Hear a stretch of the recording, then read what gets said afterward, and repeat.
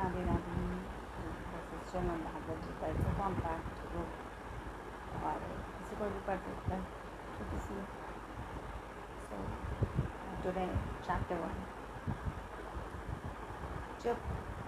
जब कौरव और पांडव युद्ध की इच्छा से कुरुक्षेत्र की ओर प्रस्थान करने लगे तो महाराज धृतराष्ट्र ने बोला, मैं भी युद्ध देखने चलूँगा। तब श्री व्यास जी बोले, हे राजन, नेत्र के बिना क्या देखोगे? राजा धृतराष्ट्र बोले, देखूंगा नहीं तो श्रवण तो करूँगा, मतलब मैं देखूंगा नहीं, कम से कम फील तो करूँगा। सो व्यास जी बोले कि इसके लिए युद्ध में जाने की क्या आवश्यकता है? राजन, तेरा सारथी संजय कुरुक्षेत्र में युद्ध संबंधी जो कुछ भी कौतुक होगा यहीं बैठकर सुनाएगा। व्यास जी के मुख से ऐसी बातें सुनकर संजय बड़ा विस्मित हुआ और बोला, भगवान, मैं यहाँ हस्तिनापुर में बैठकर कुरुक्षेत्र में होने वाली युद्ध का वर्णन किस प्रकार कर सकता हूँ? ये संजय, व्यास जी ने बोला, मेरी कृपा से तुझे यहाँ ही सब कुछ दिखाई देगा। मैं तुझे दिव्य दृष्टि प्रदान करता हूँ। व्यास जी के इतना कहते ही संजय की दृष्टि व बुद्धि दिव्य हो गई। व्यास जी ने cast super power Sanjay ji को दे दी कि वो सब कुछ देख सकते थे, महाभारत में क्या हो रहा है, और वो एक्सप्लेन कर रहे थे धृतराष्ट्र को। अब आगे महाभारत का कौतुक कहते हैं। सो सुन, 7 अक्षौहिणी सेना पांडवों की और 11 अक्षौहिणी सेना कौरवों की, दोनों सेनाएं एकत्रित होकर कुरुक्षेत्र की भूमि में पहुंच गई। तब धृतराष्ट्र ने संजय से कहा, ये संजय, धर्म क्षेत्र कुरुक्षेत्र में मेरे व पांडवों पुत्र की क्या स्थिति है? मुझे सब कुछ पता ही है। महाराज, आपके पुत्र दुर्योधन ने पांडवों की सेना को देखा, फिर गुरु द्रोणाचार्य के समीप जाकर बोले, हे आचार्य, देखिए, आपके बुद्धिमान शिष्य द्रुपद पुत्र धृष्टद्युम्न ने पांडवों की सेना की कैसी व्यूह रचना की है। उसके सहित इस सेना में बड़े बड़े योद्धा हैं। मैं आपको पांडवों की सेना के मुख्य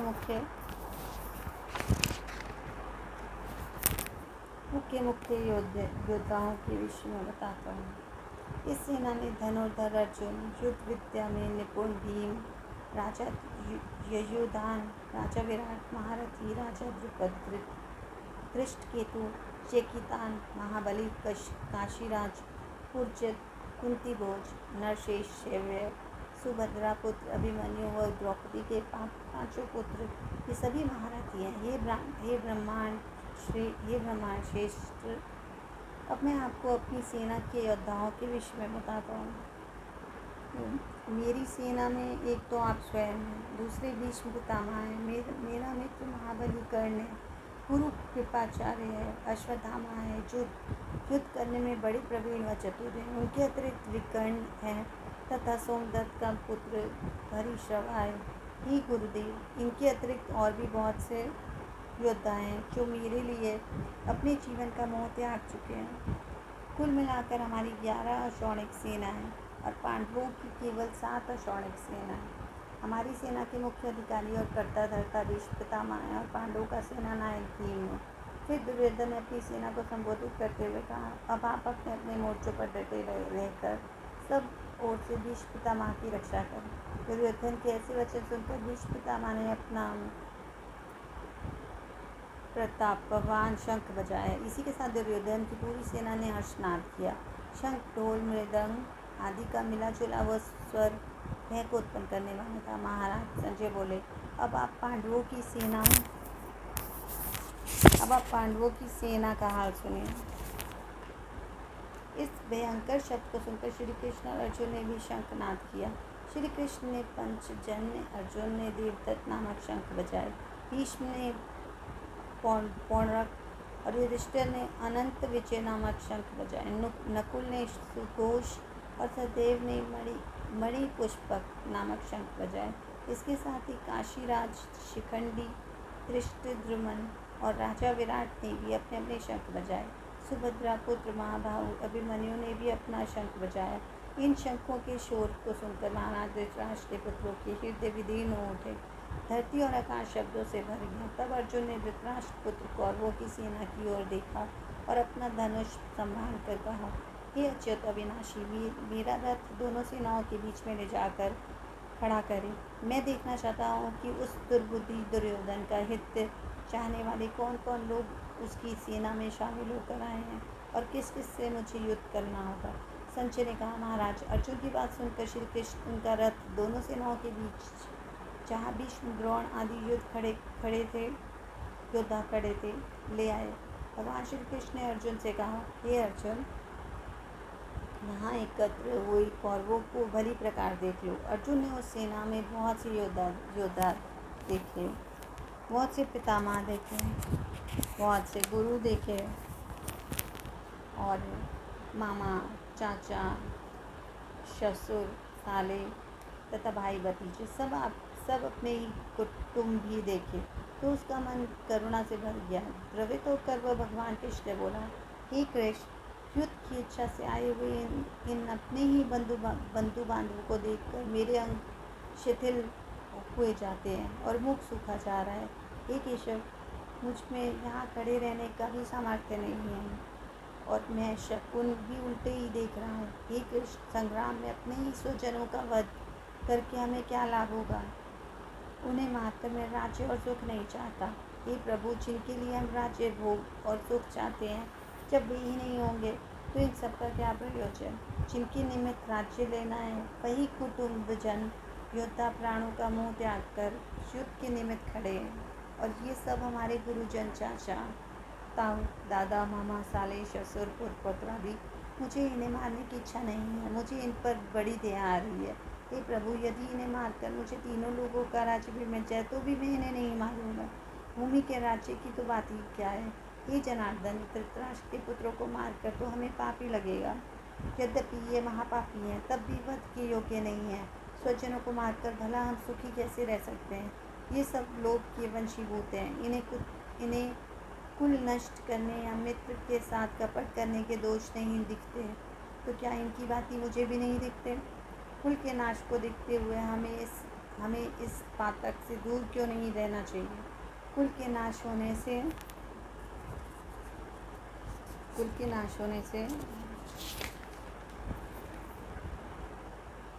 तब प्राचीन धर्म नष्ट हो जाता है और धर्म का नाश होने से कुल में पाप बढ़ता है।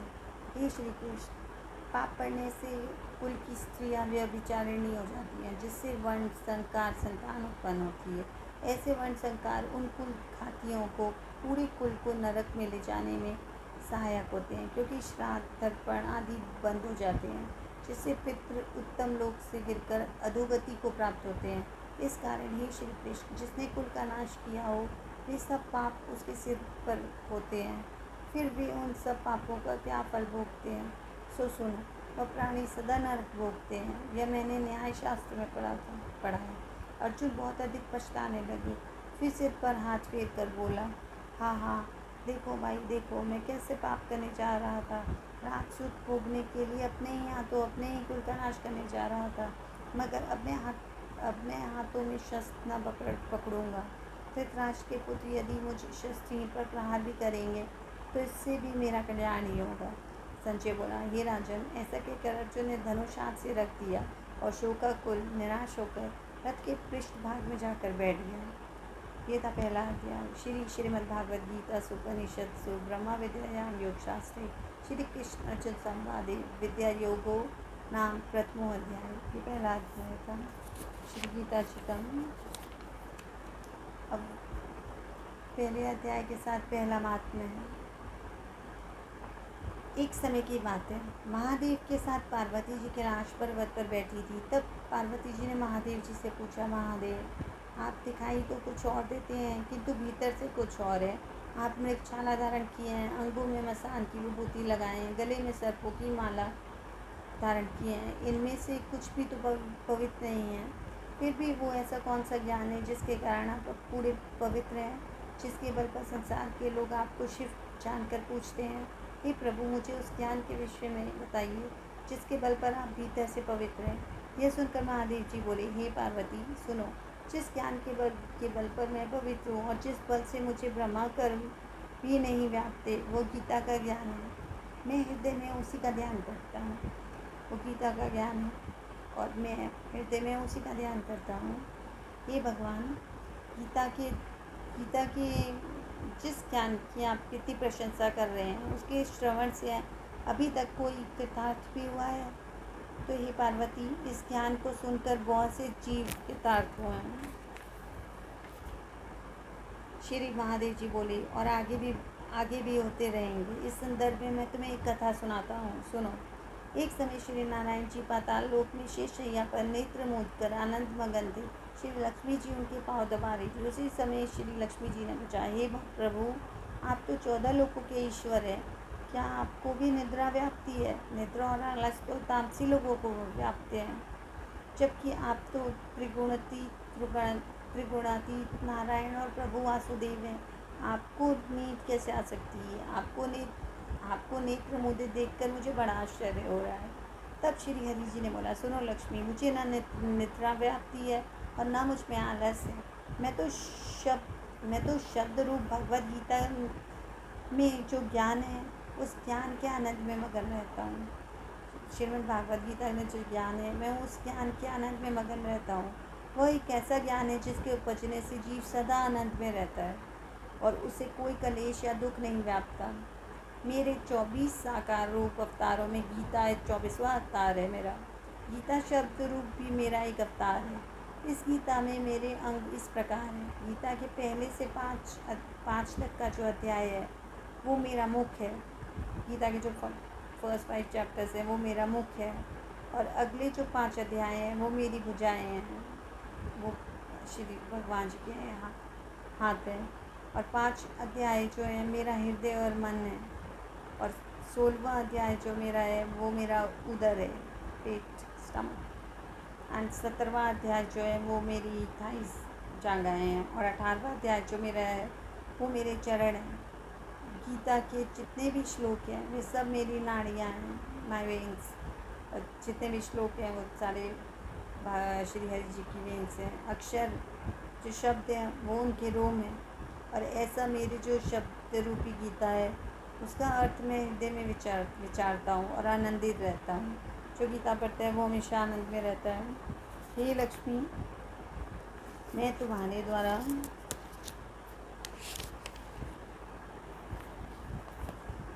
द्वारा चरण दबाने से उत्पन्न आनंद में नहीं बल्कि गीता के ज्ञान के आनंद में मगन रहता हूँ।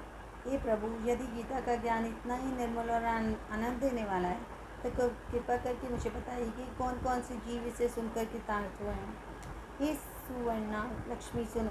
श्री हरि विष्णु भगवान बोले, गीता के ज्ञान को सुनकर बहुत से जीव कृतार्थ हुए हैं। गीता के अध्याय का महात्म्य तो पीछे कहूँगा, पहले श्लोक श्रवण करो। सर्वशास्त्रमयी गीता, सर्वदेवमयोहरि, सर्वतीर्थमयी गंगा, सर्वधर्ममयोदया, मनोजानत पाप पुण्य देही जानत आपदा। गीता सर्वकृष्ण जानत, माता जाने सुखता। द्विलोचन सवर्णाम विद्यानाम, त्रैलोचन सप्तलोचन धर्माणाम, ज्ञानीनाम अनंतलोचन। अब पहले अध्याय का महात्म्य सुनो। शिव जी पार्वती जी को उसी प्रकार बताने लगे जिस प्रकार श्री विष्णु जी ने लक्ष्मी जी को सुनाया था। श्री हरि बोले, हे लक्ष्मी, शूद्र वर्ण का एक प्राणी चांडाल का कार्य करता था तथा तेल नून का व्यापार करता था। ये लक्ष्मी, शूद्र वर्ण का एक प्राणी चांडाल का कार्य करता था तथा तेल नून का व्यापार करता था। उसने एक बकरी पाली हुई थी। एक दिन वह बकरी चराने गया तो वृक्षों से पत्ते तोड़ते समय उसे एक सांप ने डस लिया।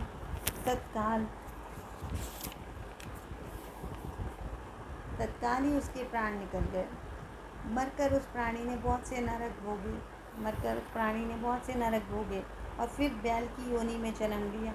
उस बैल को एक भिक्षुक ने खरीद लिया। भिक्षुक उस बैल पर चढ़कर भिक्षा मांग कर लाता और अपने परिवार का भरण पोषण करता। रात्रि होने पर उसे घर के द्वार पर बांधकर थोड़ा सा भूसा उसके आगे डाल देता। भूसा इतना थोड़ा होता था कि बैल का ठीक से पेट भी नहीं भरता था। इसी प्रकार कई दिन गुजर गए और एक दिन भूख का मारा वो बैल रास्ते में ही गिर पड़ा। वो मरने को था मगर उसके प्राण नहीं निकल रहे थे। नगर के लोग उसे देखते और द्रवित होकर वो ईश्वर से प्रार्थना करते कि कोई उसे तीर्थ का फल देता, कोई उसे व्रत उपवास का फल देता, मगर बैल के प्राण नहीं छूट रहे थे। एक दिन एक गणिक वहाँ आया। उसने लोगों से पूछा तो सभी ने बताया कि इसके प्राण अटके हुए हैं बैल के। लोगों ने उनके अनेक पुण्य का फल दिया, इसको अर्पण किया, किंतु इसकी मुक्ति ही नहीं होती। तब गणित बोली, मैंने जो कर्म किया है उसका फल मैं इसके निमित्त करती हूँ। उसके इतना कहते ही बैल की मुक्ति हो गई और तब उसने एक ब्राह्मण के घर जन्म लिया। पिता ने उसका नाम सुशर्मा रखा। जब वह बड़ा हुआ तो उसके पिता ने उसे शिक्षा दीक्षा दी। वह बड़ा ही सुंदर युवक था। उसे अपने पूर्व जन्म की भी स्मृति थी।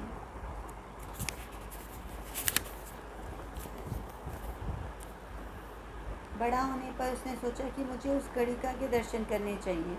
वह उसके घर गया और पूछा, क्या तू मुझे पहचानती है? गणिका ने कहा, नहीं तो मैं आपको नहीं जानती।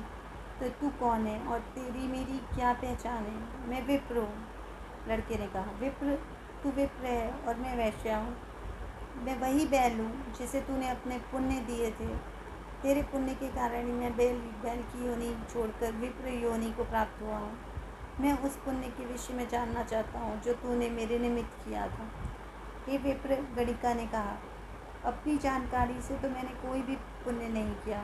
जो वैश्या थी उसने कभी भी अपनी ज़िंदगी में कोई पुण्य नहीं किया था, पर उसने ये बोला था बैल को कि मैंने जो भी पुण्य किया है उसका फल आप बैल को मिल जाए। और बैल उसी टाइम उसकी बैल के प्राण चले गए और उसकी मुक्ति हो गई और उसे मोक्ष प्रदान हुआ और उसने इंसान का जन्म लिया था बैल ने।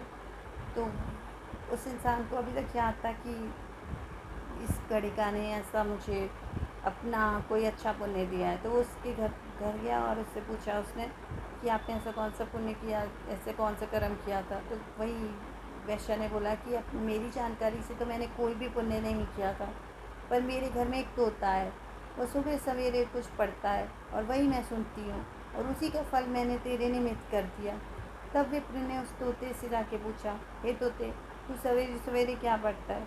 तोते ने कहा, मैं पिछले जन्म में विप्र का पुत्र था। तब पिता ने मुझे गीता के पहले अध्याय का पाठ सिखाया था। तब मुझे पिता ने गीता के पहले अध्याय का पाठ सिखाया था। एक दिन मैंने अपने गुरु की निंदा कर दी, जिस कारण से गुरु ने मुझे श्राप दे दिया। उसके श्राप से मैं तोता हो गया। एक दिन एक बहेलिया मुझे पकड़ कर ले गया और एक ब्राह्मण के हाथों में मुझे बेच दिया। ब्राह्मण मतलब पंडित के पास बेच दिया उस तोते को। वह ब्राह्मण अपने पुत्र को रोज़ गीता का पहला अध्याय पढ़ाया करता था। उसी से मैंने ये पाठ सीख लिया। फिर एक दिन उस ब्राह्मण के घर एक चोर आया और वहाँ धन आदि ना पाकर मुझे पिंजरे के साथ ही उठा ले गया। वह चोर उस गणिका का मित्र था। उसने मुझे इसे सौंप दिया, गणिका को, वैश्या को। वो जो चोर था वो उस वैश्या का फ्रेंड था, तो उसने वैश्या को ये तोता सौंप दिया। सो मैं रोज़ सुबह सुबह नित्य गीता जी के पहले अध्याय का पाठ करता हूँ, तोता कहता है।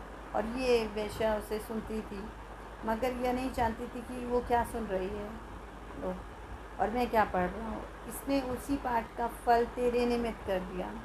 इस वैश्या ने उसी पाठ का, पहले अध्याय के गीता के पाठ का फल उस तेरे निमित्त कर दिया, बैल के निमित्त कर दिया। और तब विप्र युवक ने कहा, हे तोते, तू भी विप्र है, मेरे आशीर्वाद से तेरा कल्याण।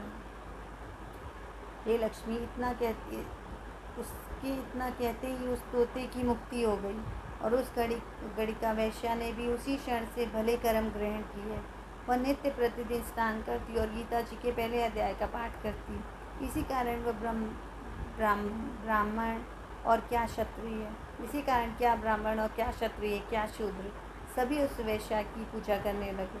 हे लक्ष्मी, श्री विष्णु भगवान बोले, जो अनजाने में भी गीता का पहला अध्याय श्रवण करे उसे भी मुक्ति मिलेगी। और इसका क्या फल कहूँ, इसका फल तो अतुल्य है। यह मैंने तुमसे गीता के प्रथम अध्याय का महात्म्य कहा। और यहाँ पर पहला अध्याय खत्म हो जाता है।